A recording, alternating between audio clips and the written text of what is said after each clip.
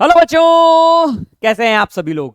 मेरा नाम हिमांशु गुप्ता है और फिजिक्स वाला के इस अमेजिंग प्लेटफॉर्म पर आप सभी का बहुत बहुत स्वागत है। मैं उम्मीद करता हूं कि आप सभी लोग स्वस्थ होंगे और मन लगा करके पढ़ाई कर रहे होंगे। भाई, आज हम एटम्स चैप्टर का रिवीजन करेंगे with the help of mind maps. सभी इंपॉर्टेंट टॉपिक्स को हम बहुत ही शॉर्ट में रिवाइज करेंगे इस चैप्टर में। ठीक है, चलिए भाई। तो आज के सेशन में हम क्या क्या पढ़ने वाले हैं, सबसे पहले इस बारे में बात कर लेते हैं। तो सबसे पहले मैं आज के चैप्टर में बात करूंगा रदरफोर्ड मॉडल की, फिर इसके बाद बोर्स मॉडल के बारे में बात करेंगे, हाइड्रोजन स्पेक्ट्रम के बारे में बात करेंगे, और फिर हम बात करेंगे एक्स रेस के बारे में। और ये हैंग हो गया। चल जा, चलो। फिर हम बात करेंगे एक्स रेस के बारे में। चलो तो शुरू करते हैं। बहुत ही छोटा सा चैप्टर, और इस चैप्टर से ज्यादातर एक सवाल तो आता ही आता है। ठीक है, तो अच्छे से पढ़ेगा। ज्यादातर इंपॉर्टेंट जो कॉन्सेप्ट्स हैं वो भी आपको बताऊंगा किस किस टॉपिक से इस चैप्टर में सवाल आने के चांसेस ज्यादा होते हैं। सबसे पहले बात करते हैं डिस्कवरी ऑफ इलेक्ट्रॉन की। तो इलेक्ट्रॉन की डिस्कवरी की थी जे थॉमसन ने, और लगभग लगभग 1895 के आसपास इन्होंने डिस्कवरी करी थी। 1897 में डिस्कवरी करी थी। और इस डिस्कवरी के बाद इन्होंने ये बोला था कि कोई भी एटम जो होगा वो इस इलेक्ट्रॉन से मिलकर के बना होगा। सिंस इलेक्ट्रॉन ही बाहर क्यों निकलते हैं, तो इसमें इसका बोलना था कि इलेक्ट्रॉन वैसे तो इलेक्ट्रिकली न्यूट्रल थे, मतलब पूरा एटम इलेक्ट्रिकली न्यूट्रल था, तो जितने इलेक्ट्रॉन्स होंगे एटम में उतने पॉजिटिव चार्ज भी होने चाहिए थे। लेकिन इलेक्ट्रॉन्स ही बाहर क्यों निकल के आए, इसका मतलब है कि पॉजिटिव चार्जेस जो हैं वो एक इस तरीके से एक बॉडी के तरह के रखे हुए हैं। किसी बॉडी में किसी एटम का शेप कैसा है, एक सॉलिड एटम है जिसके अंदर जो बीज हैं, जैसे मान के चलो जैसे प्लम पुडिंग मॉडल जिसको हम बोलते हैं, तो कुछ पुडिंग्स के जैसे पूरा पुडिंग मतलब सॉलिड एटम हो गया, और इसके अंदर कुछ छोटे छोटे आपके बीजों की तरह इलेक्ट्रॉन्स एम्बेडेड हैं। तो इसीलिए इलेक्ट्रॉन बाहर निकल सकते हैं, लेकिन एटम से पॉजिटिव चार्जेस बाहर नहीं निकलते हैं। ठीक है, ये इन्होंने मॉडल दिया था। इलेक्ट्रिकल न्यूट्रलिटी बताता था, लेकिन काफी सारी चीजें ये नहीं बताता था, जैसे कि हाइड्रोजन स्पेक्ट्रम क्या होता है, क्यों होता है। खास तौर से अल्फा स्कैटरिंग एक्सपेरिमेंट ये नहीं बता पाया था। ठीक है, अल्फा स्कैटरिंग एक्सपेरिमेंट क्या था कि हमने हीलियम न्यूक्लियस को जब एक पतली सी गोल्ड फॉइल पर बम्बार्ड किया था, तो ऑब्जर्व किया कि ज्यादातर हीलियम न्यूक्लियस क्या होते थे, वो सीधा स्ट्रेट लाइन में निकल गए थे। Only a very few helium atoms या हीलियम न्यूक्लियस रिफ्लेक्टेड बैक। ठीक है, और बहुत ही कम ऐसे थे जो कि डिविएट हुए थे। मतलब क्या कि एटम में ज्यादातर स्पेस कैसा रहा होगा, खाली स्पेस रहा होगा। केवल एक 8000 हीलियम न्यूक्लियस में से सिर्फ एक हीलियम न्यूक्लियाई या एक अल्फा पार्टिकल रिट्रेस करा था, मतलब वापस रिफ्लेक्ट हुआ था। ठीक है, तो इसका मतलब इस बेसिस पर रदरफोर्ड ने एक दूसरा मॉडल दिया था। इन्होंने बोला था कि कोई भी एटम जो है मोस्टली खाली होता है, इसमें ज्यादातर जो पार्ट है वो पॉजिटिव चार्ज एक बहुत छोटी से स्पेस में कंसंट्रेटेड रहता है, जिसको हम न्यूक्लियस बोलते हैं। और बाकी जो इलेक्ट्रॉन्स हैं, there will be equal and opposite number, there will be equal number of electrons, क्योंकि इलेक्ट्रिकली न्यूट्रल होना है, तो जितना पॉजिटिव चार्ज उतने ही इलेक्ट्रॉन्स होंगे, और वो इलेक्ट्रॉन्स जो है उस एटम का चक्कर लगा रहे होंगे, जैसा कि हमारा सोलर सिस्टम में रहता है। ठीक है, तो इन्होंने ये बेसिस पर आपका एटम का स्ट्रक्चर दिया था। काफी सारी चीजें यहां से क्लियर हो गई थी कि जैसे न्यूक्लियस से पॉजिटिव चार्ज बाहर नहीं निकल पाते, इलेक्ट्रॉन्स बाहर निकलते हैं, ये बात तय हो गई थी। अल्फा स्कैटरिंग एक्सपेरिमेंट भी इन्होंने जस्टिफाई कर दिया।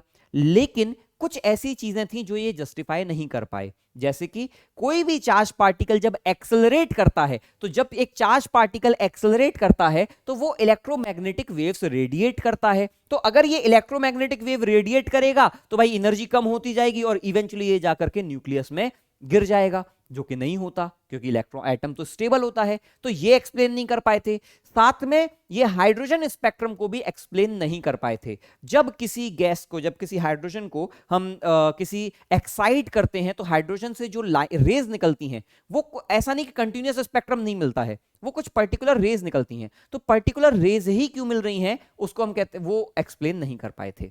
ठीक है, इसके बाद आए आपके बोर। तो बोर्स मॉडल ने क्या बोला, बोर्स मॉडल ने बोला कि जैसा रदरफोर्ड मॉडल बोल रहा है बिल्कुल सारी बातें सही हैं, बस अंतर सिर्फ इतना है, इलेक्ट्रॉन ऐसे ही किसी ऑर्बिट में नहीं घूम पाएगा। इलेक्ट्रॉन सिर्फ और सिर्फ उन्हीं ऑर्बिट्स में घूमेगा जहां पर एंगुलर मोमेंटम उस इलेक्ट्रॉन का, यानी कि mvr is equals to nh upon 2 जहां पर एंगुलर मोमेंटम क्या होता है, mvr, ये किसके बराबर हो जाएगा, integral multiple of h upon 2 ये इसीलिए बोला क्योंकि भाई यहां पर जब एक स्टैंडिंग वेव बनेगी तो इस तरीके से स्टैंडिंग वेव बन जाए कि कंस्ट्रक्टिव इंटरफेरेंस होने लगे। तो कंस्ट्रक्टिव इंटरफेरेंस मतलब क्या, 2πr की वैल्यू किसके बराबर हो जाए, n लैम्डा के बराबर हो जाए। ठीक है, तो इसके बेसिस पर उन्होंने बोला कि ये इसी ऑर्बिट में घूमेगा। तो बोर ने एक सेटिस्फैक्टरी आंसर दिया कि ये इलेक्ट्रॉन भी जो है वो वेव की तरह बिहेव कर रहे हैं, और सिंस वेव कंस्ट्रक्टिव इंटरफेरेंस करेगी तभी तो स्टेबल रह पाएगी, तो हर ऑर्बिट में नहीं रह सकते हैं, किसमें रहेंगे, जहां पर 2πr n लैम्डा के बराबर होता है। तो यहां से उन्होंने लैम्डा और r के बीच में रिलेशन निकाल दिया।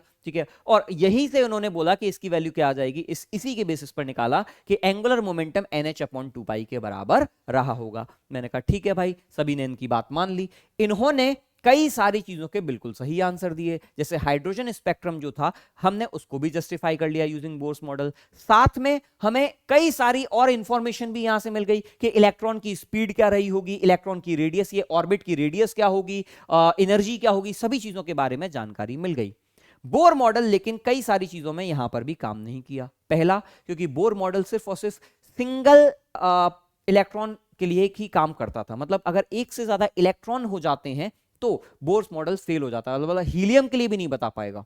ठीक है, तो इसीलिए बोर मॉडल आप बाकी किसी भी एटम को जस्टिफाई नहीं कर पा रहा था। दूसरा, बोर्स मॉडल कई सारे और जैसे फाइन लाइंस को नहीं बता पाता था, कि जब स्पेक्ट्रम आता था तो उसमें फाइन लाइंस और आती थी तो उनको एक्सप्लेन नहीं कर पा रहा था। ठीक है, इसीलिए बोर्स मॉडल भी फेल हुआ। अच्छी चीज क्या है, हमारे इस चैप्टर में, हमारे सिलेबस में सिर्फ और सिर्फ बोर्स मॉडल तक ही है। आपने केमिस्ट्री में इसके आगे के मॉडल्स पढ़े हुए हैं, ठीक है, फिजिक्स में आपको सिर्फ और सिर्फ बोर मॉडल तक ही पढ़ना है। तो बोर मॉडल में रेडियस, इसके ऊपर क्वेश्चन बनते हैं, तो इसीलिए ये काफी इंपॉर्टेंट पार्ट है। रेडियस क्या होती है, तो हर जैसे जैसे बढ़ता जाऊंगा, जैसे जैसे ऑर्बिट बढ़ाता जाऊंगा तो उसकी, ये स्टेबल ऑर्बिट्स की रेडियस है, क्या है, it is given by formula, ये है epsilon not h square n square upon pi m e square z। ठीक है, फॉर्मूला याद हो जाए अच्छी बात है, नहीं हो जाए चल जाएगा, ये याद रख लेना। 0.529 z n square by z angstrom radius होती है। आप ऑर्बिट बढ़ाते जाओगे रेडियस बढ़ती जाएगी, एटॉमिक नंबर बढ़ाओगे रेडियस कम होगी। ठीक है, ऐसे ही वेलोसिटी का, speed of electron in nth orbit is given bye 2.18 into 10 की पावर 6 z अपॉन n। ठीक है, जितना दूर होगा इलेक्ट्रॉन धीमे मूव करेगा, अगर इलेक्ट्रॉन पास आता है तो उसकी स्पीड बढ़ जाती है। ठीक है, ये भी हमको याद रख, ये डेटा याद रखना है ये वाला। ठीक है, इसीलिए मैंने स्टार लगा रखे हैं। और देखो इलेक्ट्रॉन कितनी अच्छी खासी स्पीड पर मूव कर रहा है।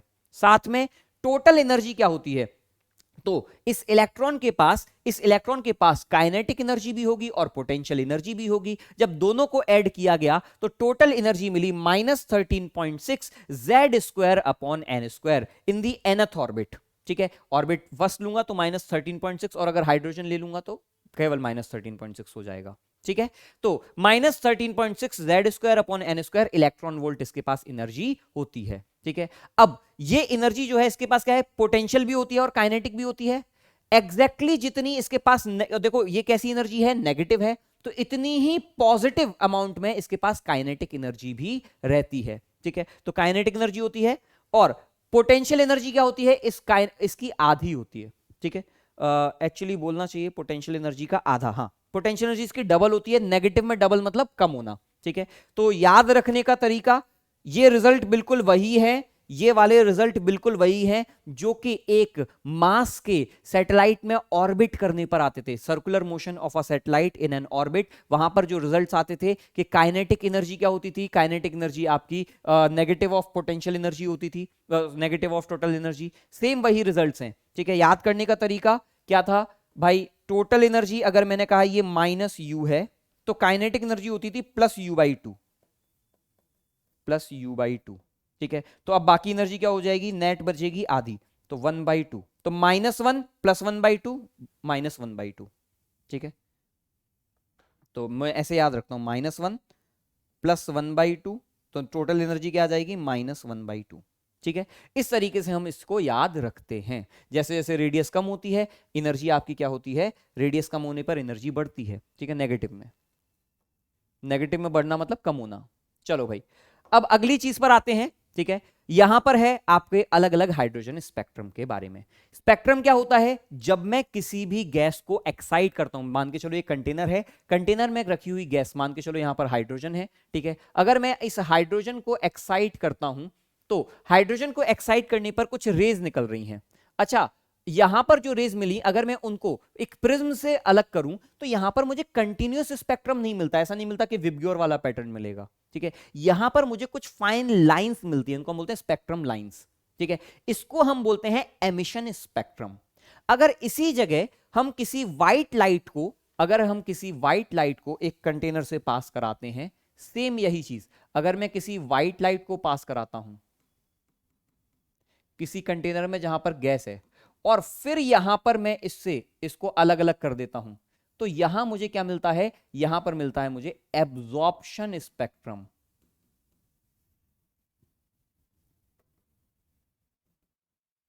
ठीक है, एब्जॉर्प्शन स्पेक्ट्रम।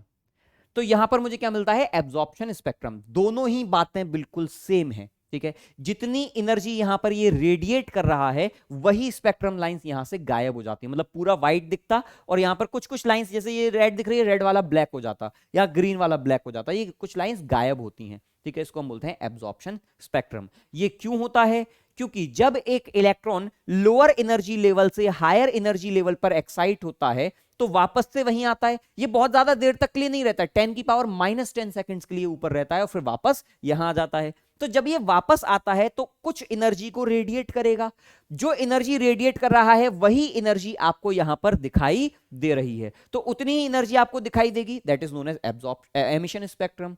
और अगर मैं सभी लाइट्स की वेवलेंथ डाल रहा हूं तो इस पर ये इलेक्ट्रॉन सिर्फ कुछ वेवलेंथ एब्जॉर्ब करके हायर स्टेट पर जाएगा, तो उसको हम बोलते हैं एब्जॉर्प्शन स्पेक्ट्रम। दोनों बातें बिल्कुल सेम हैं, ठीक है। अब जरा देखिएगा, हर एनर्जी लेवल क्या थी? -13.6 Z²/n²। अगर हाइड्रोजन के लिए बात करूं तो -13.6, -3.4, -1.5, ऐसे एनर्जी क्या होती जा रही है? धीमे धीमे बढ़ रही है। इंफिनिटी पर जब मैं n इंफिनिटी पर पहुंच जाऊंगा तो यहां एनर्जी क्या हो जाएगी?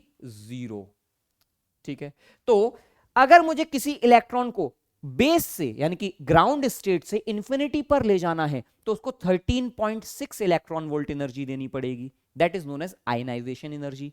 यहां से ग्राउंड से फर्स्ट पर ले जाना है तो इसका डिफरेंस देना पड़ेगा, ठीक है, 12.2 समथिंग कुछ होता है, ठीक है। तो इतनी एनर्जी हमको देनी पड़ेगी। अब जरा देखिएगा, जब ये इलेक्ट्रॉन हायर एनर्जी लेवल से लोअर एनर्जी लेवल पर आएगा तो जो इसके एनर्जी डिफरेंस होगा उतनी एनर्जी इस फोटोन के पास होगी, तो H nu will be equals to E2 minus E1।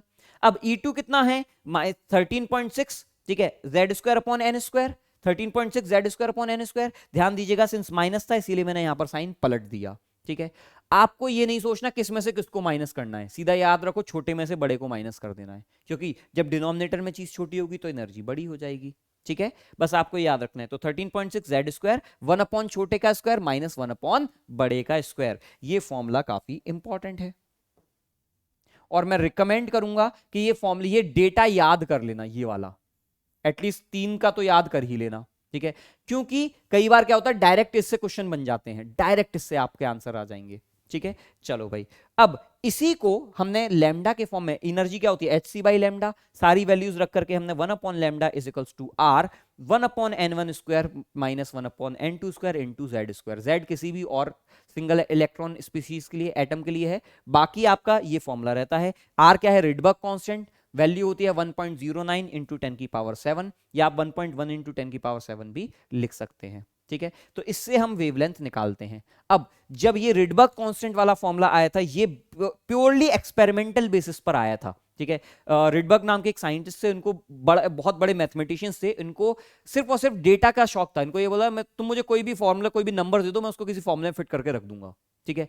तो उस टाइम पे ये साइंटिस्ट जो है किसी सीरीज पर एक्सपेरिमेंट कर रहे थे, ठीक है। उन्होंने यही डेटा, वेवलेंथ का डेटा इन्होंने दिया और उन्होंने इस फॉर्मूले में इसको पुट कर दिया। उनको नहीं पता था क्यों रख रहे हैं, कैसे रख रहे हैं, उन्होंने कहा हर वेवलेंथ इसको सेटिस्फाई कर रही है, ठीक है। तो इस पूरे बोर मॉडल के आने से पहले ही वेवलेंथ का ये फॉर्मूला एस्टैब्लिश था, इसीलिए हम आज भी इस फॉर्मूले को यूज करते हैं, ठीक है। अब बात करते हैं यहां पर अलग अलग वेवलेंथ। जब इलेक्ट्रॉन ग्राउंड लेवल पर आता है तब कुछ और एनर्जी एमिट करता है, फर्स्ट एक्साइटेड लेवल पर, अच्छा जब इलेक्ट्रॉन फर्स्ट एक्साइटेड लेवल पर जाएगा तो वापस ग्राउंड पर भी आएगा ही आएगा, ऐसा नहीं कि ग्राउंड पर नहीं आता है, ठीक है। लेकिन हम अलग अलग वेवलेंथ के नाम पे अलग अलग सीरीज मिलती हैं और उनको हमने अलग अलग उनके डिस्कवरर्स के नाम पर रखा हुआ है। लाइमन सीरीज में इलेक्ट्रॉन ग्राउंड लेवल पर आता है, ठीक है, तो 2 से 1 पर आएगा, 3 से 1 पर आएगा, 4 से 1 पर आएगा, इंफिनिटी से 1 पर आएगा, इसको हम बोलते हैं लाइमन सीरीज। बामर में फर्स्ट n=2 पर आता है, इसको हम बोलते हैं फर्स्ट एक्साइटेड स्टेट, कभी कभी ये भी बोलते हैं फर्स्ट एक्साइटेड स्टेट। सेकंड, ये ग्राउंड है, सेकंड एक्साइटेड स्टेट, ठीक है, तो n=3 को हम बोलते हैं सेकंड एक्साइटेड स्टेट, ठीक है। तो ग्राउंड बामर सीरीज में कहां आता है, n=2 पर आता है। लाइमन, बामर, पाशन, ब्रैकेट, फंड, इस तरीके से सीरीज हैं जहां पर आपका जो फाइनल लेवल है, फाइनल स्टेट है, वो बढ़ती जाती है। पाशन में आता है n=3 पर, ब्रैकेट में आता है n=4 पर, फंड्स में आता है n=5 पर, ठीक है। अब लाइमन सीरीज आती है आपकी, ये जो एनर्जी रिलीज कर रहा है जब इलेक्ट्रॉन आपका एक्साइटेड लेवल से ग्राउंड लेवल पर आता है तो अल्ट्रा वायलेट रेस को रेडिएट करता है, ठीक है। जो बामर सीरीज है ये सबसे पहले डिस्कवर हुई थी क्योंकि ये विजिबल रीजन में आती है, ठीक है। इसके बाद पाशन सीरीज ये इंफ्रारेड में आती है और बाकी सभी सीरीज इंफ्रारेड में आती हैं। आपकी कन्वीनियंस के लिए मैंने यहां पर अल्ट्रा वायलेट मैक्सिमम वेवलेंथ और मिनिमम वेवलेंथ भी लिख रखी है। मैक्सिमम वेवलेंथ कब मिलेगी, जब मैक्सिमम वेवलेंथ मतलब मिनिमम एनर्जी, तो लाइमन सीरीज की मिनिमम एनर्जी कब मिलेगी, जब n=2 से 1 पर आएगा। मैक्सिमम एनर्जी कब मिलेगी, जब n=इंफिनिटी से 1 पर आएगा, तो वेवलेंथ मिनिमम हो जाएगी, ठीक है। तो सबकी मैंने वेवलेंथ भी इन तीनों की लिख रखी है जो कि आपको कभी कभी काम आती हैं। अगर आपको नंबर्स याद हो जाते हैं, ठीक है, तो मैं रिकमेंड करूंगा कुछ डेटा याद रखो क्योंकि इनसे मिलते जुलते क्वेश्चंस डायरेक्टली बनते हैं, ठीक है। आपके केमिस्ट्री में भी बनेंगे, यहां पर भी बनेंगे। नहीं याद होता है तो सॉल्व तो वैसे भी करना है, ऐसे भी करोगे, ठीक है। चलिए भाई, तो इसीलिए मैंने कन्वीनियंस के लिए डेटा लिख रखा है बस। चलो, अब आयनाइजेशन एनर्जी क्या होती है, अगर मुझे किसी भी एटम को, इलेक्ट्रॉन को किसी एटम से निकाल करके बाहर फेंकना है तो जो एनर्जी चाहिए उसको हम बोलते हैं आयनाइजेशन एनर्जी। एक्साइटेशन एनर्जी क्या होती है, अगर किसी एक स्टेट से दूसरे स्टेट तक इलेक्ट्रॉन को पहुंचाना है, n=1 से n=3 पर पहुंचाना है, that is known as excitation energy, ठीक है। बाइंडिंग एनर्जी क्या होती है, अगर इलेक्ट्रॉन और उसका न्यूक्लियस यानी कि कोर बहुत दूर दूर है, इंफिनिटी से वापस ला करके मुझे एटम बनाना है, तो जो एनर्जी रिलीज होती है that is known as excitation binding energy, ठीक है। तो बस ये कुछ डेफिनेशंस हैं, कभी कभी पूछ लेता है कि इसकी बाइंडिंग एनर्जी क्या है, इसकी सब क्या है, तो उसके लिए, ठीक है। अब बात करते हैं एक्स रेज की। एक्स रेज में क्या होता है, जब हम किसी इलेक्ट्रॉन को यहां से हम थर्मोआयनिक एमिशन करते हैं, ठीक है। ये कूलिश ट्यूब है, बेसिकली क्या करते हैं, कूलिश ट्यूब ने इसके हेल्प से हमने एक्सरेज प्रोड्यूस करते हैं। तो एक्सरेज क्या होती हैं, एक्सरेज बेसिकली हम क्या करते हैं, एक यहां पे कुछ कंडक्टर लिया, इस कंडक्टर को हमने हल्का सा हल्का गर्म किया, ठीक है, गर्म करके यहां से इलेक्ट्रॉन्स को निकाल दिया यूजिंग थर्मोआयनिक एमिशन, ठीक है। अब इस इलेक्ट्रॉन को हमने एक्सेलरेट किया बहुत अच्छे खासे वोल्टेज पर, यहां पे बहुत तगड़ी बैटरी लगा दी है। तो जब ये इलेक्ट्रॉन अच्छी खासी एनर्जी से इस मेटल से टकराते हैं तो मेटल से यहां से कुछ एक्सरेज जनरेट होती हैं, साथ में ये मेटल गर्म हो जाता है, बहुत अच्छी खासी हीट निकलती है, ठीक है। तो ये जो रेज निकलती हैं these are extremely powerful rays, ठीक है, जिनको हम बोलते हैं एक्स रेज। इनकी पेनिट्रेटिंग पावर अच्छी खासी होती है, जैसे आपकी बॉडी वगैरह सब पेनिट्रेट कर जाती हैं, केवल बोन्स बचती हैं, ठीक है। इसीलिए हम जो एक्सरे शीट आती है उसमें आपको बोन्स दिखाई देती हैं, ठीक है। तो these are known as X rays, ठीक है भाई। चलो, अगर ये एक्स रेज ऐसी है, ठीक है, अब ये एक्स रेज जनरेट क्यों होती हैं, तो एक्स रेज जनरेट इसीलिए होती हैं कि जब एक इलेक्ट्रॉन, आने वाला इलेक्ट्रॉन इस एटम से टकराता है, इसके मटेरियल के, टारगेट मेटल के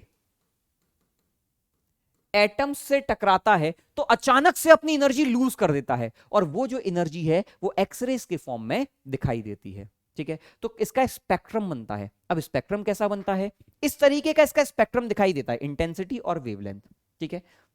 अब देखिएगा, एक यहां पर कट ऑफ वेवलेंथ है, मिनिमम वेवलेंथ है, मतलब मिनिमम वेवलेंथ मतलब मैक्सिमम एनर्जी, ठीक है। ये मैक्सिमम एनर्जी किसके बराबर होगी? ये मैक्सिमम एनर्जी उतनी ही होगी जितनी एनर्जी इलेक्ट्रॉन लेकर के आ रहा है। अरे भाई, जो एक्सरे आ रही हैं इनके पास ज्यादा से ज्यादा एनर्जी कितनी हो सकती है? जो इलेक्ट्रॉन टकराया वो सारी की सारी एनर्जी इसको दे दे एक्सरे को, ठीक है। तो that is known as cut off wavelength, जहां पर hc/λ मिनिमम आपका बराबर होता है E इंटू वी के। तो देखो ये क्या लैम्डा मिनिमम क्या आ जाएगा? hc/E इंटू वी, यानी कि एक्सेलरेटिंग वोल्टेज, ठीक है।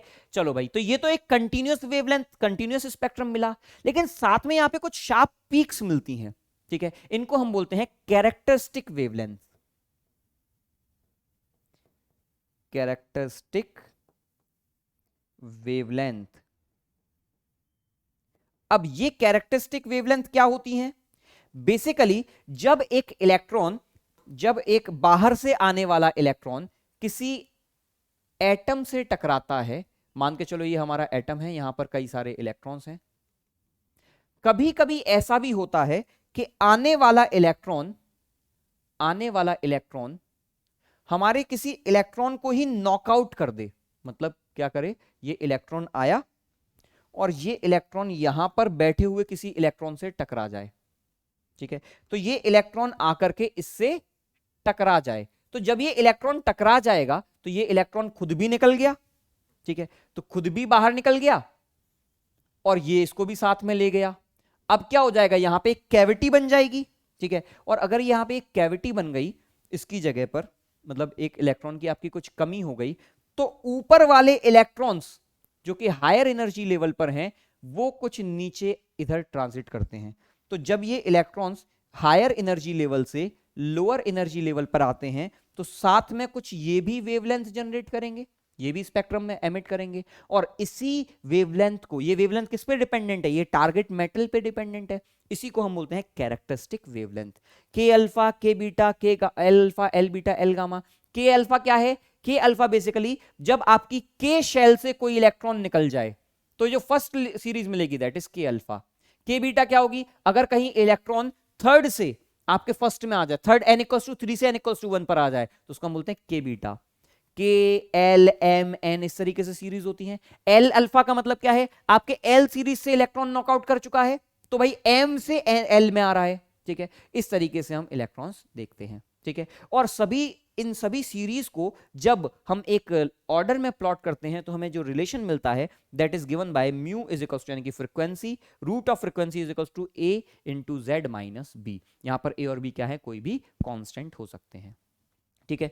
तो अलग अलग कैरेक्टरिस्टिक वेवलेंथ को जब हम प्लॉट करते हैं तो इस तरीके का हमको रिलेशन मिलता है अलग अलग मेटल्स के लिए। जैसे ये रिलेशन लीनियर होता है, this is known as Moseley's law, ठीक है। आपको यहां पर जो फॉर्मुलेज याद रखने हैं वो ये एक्सरे से जब क्वेश्चन आता है तो इससे काफी क्वेश्चंस आते हैं, ठीक है। और ये वाला मोजलेस लॉ याद हो जाए तो अच्छी बात है, नहीं भी हो जाएगा तो ऐसा नहीं है, लेकिन आपको लॉजिक पता होना चाहिए कैरेक्टरिस्टिक वेवलेंथ्स क्यों आती हैं। कैरेक्टरिस्टिक वेवलेंथ्स इसीलिए मिलती हैं क्योंकि एटम के जो इलेक्ट्रॉन्स हैं वो आने वाले इलेक्ट्रॉन ने, जो बाहर से इलेक्ट्रॉन आए, इसने नॉकआउट कर दिए, इसने लात मारी, निकाल दिए, खुद भी चला गया, बाहर भी चला गया। तो जो कैविटी बनी, अब वो कैविटी को बाहर ऊंचे हायर लेवल के इलेक्ट्रॉन्स फिल कर रहे हैं। ध्यान दीजिएगा, ये जो प्रोसेस होती है ये मल्टी इलेक्ट्रॉन वाले एटम्स में होती है, जहां पर Z की वैल्यू जैसे आयरन हो गया, कॉपर हो गया, जहां पे Z काफी अच्छा खासा है, ठीक है, 30 40 50 ऐसा Z है, एटॉमिक नंबर है, तो अच्छे खासे इलेक्ट्रॉन्स हैं, कई सारी शेल्स हैं, उन शेल से इलेक्ट्रॉन्स अंदर वाली शेल्स में आ रहे हैं, ठीक है। चलिए भाई, तो ये था आपका एक्सरे। एक्सरे में इंपॉर्टेंट चीज क्या है कि एक तो आपके आने वाले इलेक्ट्रॉन टकराते हैं, यहां से आपके टकरा के कुछ एक्सरेज मिलती हैं। एक्सरे की वेवलेंथ लगभग 1 एंगस्ट्रॉम से 100 एंगस्ट्रॉम के बीच में होती है, ठीक है। और इसमें आपकी जो वेवलेंथ है, एक मिनिमम वेवलेंथ से लेके इनफाइनाइट तक आपकी सारी वेवलेंथ्स मिलेंगी। क्यों मिलेंगी? ये आने वाले इलेक्ट्रॉन्स की एनर्जी एक्सरेज में दिखाई देती है, साथ में कुछ कैरेक्टरिस्टिक एक्सरेज भी मिलती हैं, ठीक है। चलिए भाई, तो उम्मीद करता हूं कि आपको आज का ये छोटा सा चैप्टर समझ में आया होगा, सभी कॉन्सेप्ट्स आपको अब रिवाइज हो गए होंगे, ठीक है। जरूरी है कि आप इस क्वेश्चंस की, इसके कॉन्सेप्ट्स की प्रैक्टिस जरूर करें, खास तौर से बोर्स मॉडल के आप जितने क्वेश्चंस अटेम्प्ट कर सकते हैं उतने लगाएं, क्योंकि बोर्स मॉडल एग्जामिनेशन पर्सपेक्टिव से इंपॉर्टेंट है, ठीक है। All the best, thank you.